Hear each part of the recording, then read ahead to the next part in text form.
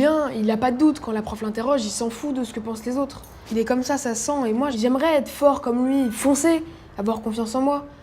Lui, il a pas peur. Mais le courage, ça n'empêche pas la peur. Le courage, c'est avoir peur, avoir des doutes, pas tout maîtriser, mais se sentir suffisamment en sécurité pour y aller quand même. En fait, tu sais, la confiance, c'est savoir que je suis un culbuto. Regarde, tu vois, un culbuto, ça tangue, ça vacille, parfois ça se prend des sacrées vagues. Mais malgré les tempêtes, malgré les critiques, les moqueries, ça revient toujours à son point de stabilité. Parce qu'il sait au fond de lui qu'il a cette sécurité qui fait qu'il peut prendre le risque d'oser. Ouais, mais on est vachement inégal par rapport au culbuto. Y en a, c'est-à-dire qu'ils ont une base hyper stable et d'autres, à la première vague, ils s'aplatissent. La confiance en soi, ça se développe. Tout commence par une histoire d'amour. Un amour qu'on dit inconditionnel.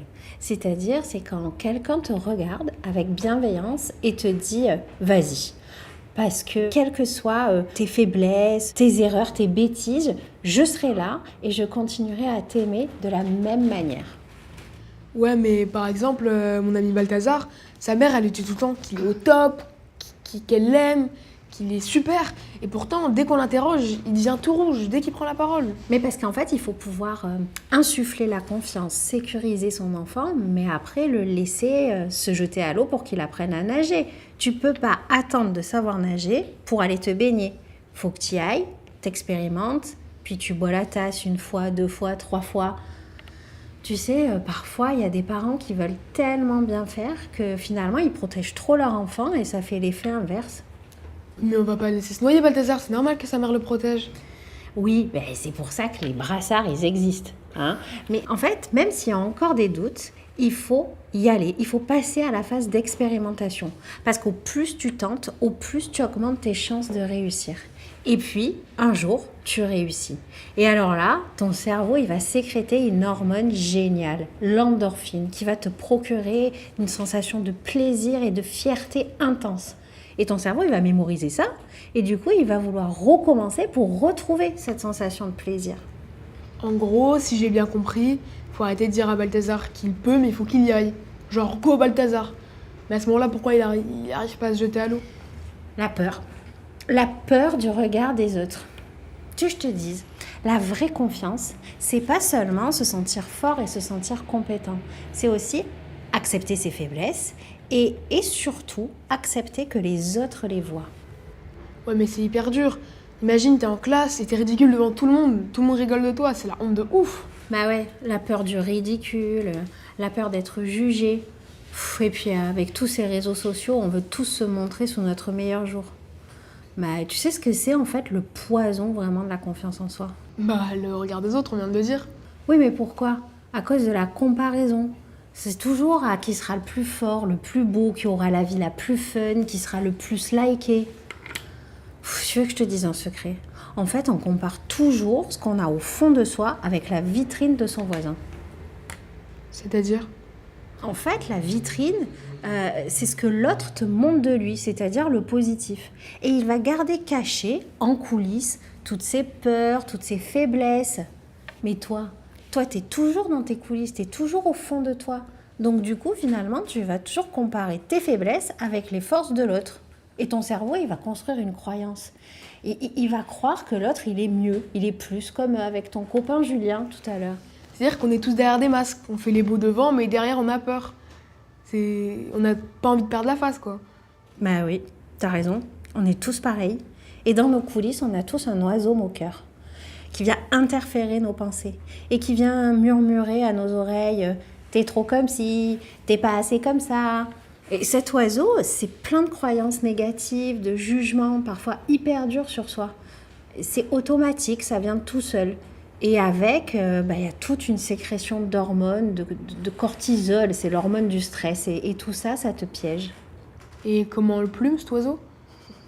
Déjà, on en prend conscience. Ce ne sont que des pensées.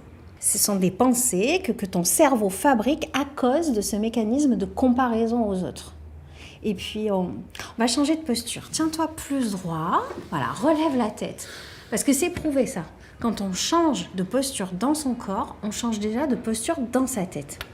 Et puis, on va changer les postures de tes pensées aussi. Tiens, alors regarde, on va prendre ce joli petit carnet qui va être un peu précieux pour toi.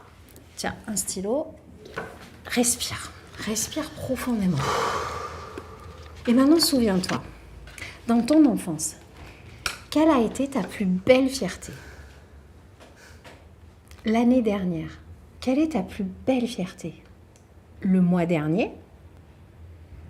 La semaine dernière? Et là, il y a quelques heures, quelle est ta plus belle fierté? Vas-y Rodolphe, capture ces bouffées de fierté. Parce qu'en fait, chaque jour, on a des multitudes de petites fiertés à capturer et c'est comme ça que tu vas faire la peau à cet oiseau moqueur. J'ai mis qu'hier, j'ai fait mes exos de maths. Mais j'en ai fait qu'un sur 3 et j'ai pas fait l'anglais. Du coup, c'est pas une fierté extraordinaire, non? Et bim, tu es tombé dans un biais. Un biais? Un biais, en fait, c'est un piège dans notre manière de penser. Et là, ça s'appelle un biais de négativité. C'est-à-dire que ton cerveau, il est plus entraîné à capturer le négatif plutôt que le positif. Mais on est tous pareils, hein. C'est une question de survie en fait. Notre cerveau, il est programmé à mieux observer ce qui va pas, ce qui dysfonctionne, ce qui nous menace. Alors qu'en fait, si on oriente notre attention vers ce qui va bien, vers ce qui nous fait plaisir, c'est comme ça qu'on renforce notre confiance en soi. Ah ouais, en mode ah super, j'ai fait qu'un exo de maths. Mais bon, il était faux. Puis c'est normal de faire ses devoirs, c'est pas une fierté à se rouler par terre non plus. Et Robim, tu es de nouveau tombé dans le biais de négativité. N'annule pas l'effort que tu as fourni par le résultat que tu as obtenu. Tu l'as quand même fait, tu as quand même fait cet effort, donc tu peux le noter sur ton carnet. Et puis là, tu es tombé dans un second biais, le biais de banalisation. Ah ouais, j'ai banalisé le fait que j'ai fait mes devoirs. Mais bon, c'est normal, donc je vais pas le valoriser.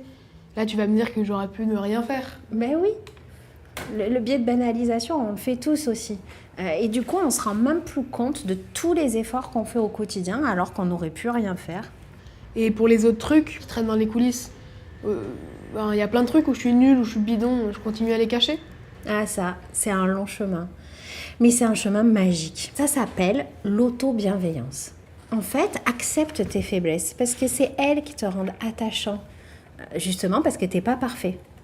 Tu sais, tu peux commencer à faire comme le clown. Il rit gentiment de lui-même. Il se moque pas de lui. Mais du coup, il prend ses faiblesses par la main, il en fait des compagnons de route et il arrête de lutter pour les cacher. Et puis petit à petit, tu apprendras à les aimer, elles aussi.